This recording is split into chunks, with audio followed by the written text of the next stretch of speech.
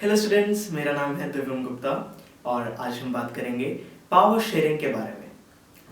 दोस्तों, इस चैप्टर में हम उस पावर की बात करेंगे जो गवर्नमेंट के पास होती है, यानी कि the power held by the government. क्या है फ्रेंड्स कि हर नेशन में अलग अलग कम्युनिटीज होती हैं, अलग अलग सोशल ग्रुप्स होते हैं और साथ ही साथ इनके बीच में कॉन्फ्लिक्ट्स भी होते हैं। और इन कॉन्फ्लिक्ट्स को रोकने के लिए या सॉल्व करने के लिए पावर शेयरिंग बहुत इंपॉर्टेंट है। ये एक डेमोक्रेसी की स्पिरिट भी है, इसलिए ये चैप्टर हमारे लिए पढ़ना बहुत इंपॉर्टेंट है। सो फ्रेंड्स, हम इस चैप्टर में सबसे पहले पढ़ेंगे बेल्जियम और श्रीलंका की केस स्टडी। फिर हम पढ़ेंगे पावर शेयरिंग के कुछ फॉर्म्स के बारे में। हम इस चैप्टर को 3 लेक्चर्स में कवर करेंगे और इस लेक्चर में हम बात करेंगे बेल्जियम के बारे में। सो आइए लेट्स बिगिन।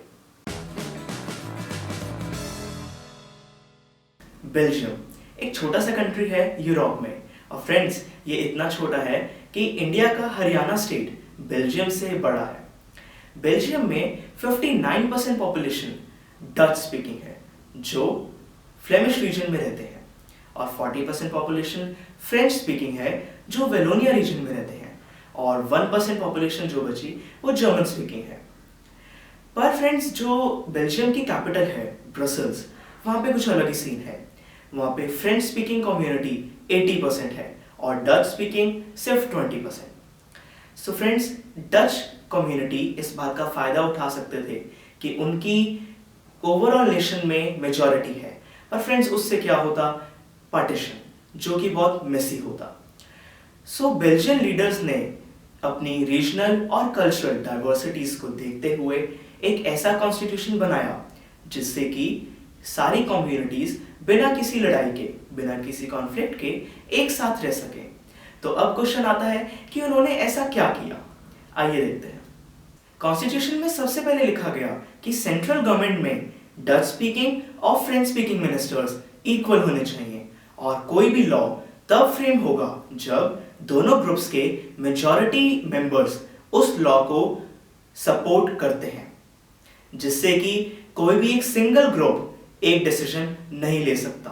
सेंट्रल गवर्नमेंट की बहुत सी पावर्स स्टेट गवर्नमेंट को दे दी गई, and the state government are not subordinate to the central government. Belgium की कैपिटल ब्रसल्स की सेपरेट गवर्नमेंट थी, जिसमें दोनों कम्युनिटीज की इक्वल रिप्रेजेंटेशन थी। पर फ्रेंड्स, उन्होंने ऐसा क्यों किया? क्योंकि जैसे हमने पहले पढ़ा था कि ब्रसल्स में 80% पॉपुलेशन फ्रेंच स्पीकिंग थी और 20% डच स्पीकिंग। तो उन्होंने, इन दोनों कम्युनिटीज ने ये डिसीजन क्यों एक्सेप्ट किया? क्योंकि सेंट्रल गवर्नमेंट में भी दोनों कम्युनिटीज की इक्वल रिप्रेजेंटेशन थी, इसलिए जो सेपरेट गवर्नमेंट ब्रसल्स में बनाई गई वहां पे भी दोनों कम्युनिटीज की रिप्रेजेंटेशन इक्वल रखी गई। सेंट्रल गवर्नमेंट और स्टेट गवर्नमेंट के अलावा बेल्जियम में थर्ड टाइप की गवर्नमेंट भी थी, वो थी community government. Community government language, education और कल्चरल बेस्ड इश्यूज पर काम करती थी। सो फ्रेंड्स, ओवरऑल ये जो बेल्जियन मॉडल है ये थोड़ा कॉम्प्लिकेटेड तो है, पर अभी तक ये सक्सेसफुल रहा है।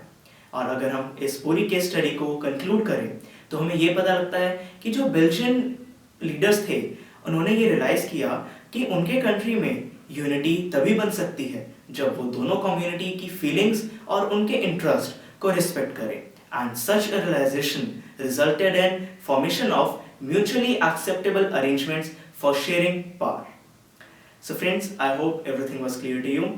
और हाँ फ्रेंड्स, इस चैप्टर के नोट्स भी अवेलेबल हैं, you can download them, the link is down in the description. Please comment, share and subscribe to the channel. To go to the next lecture, just click here. Thank you.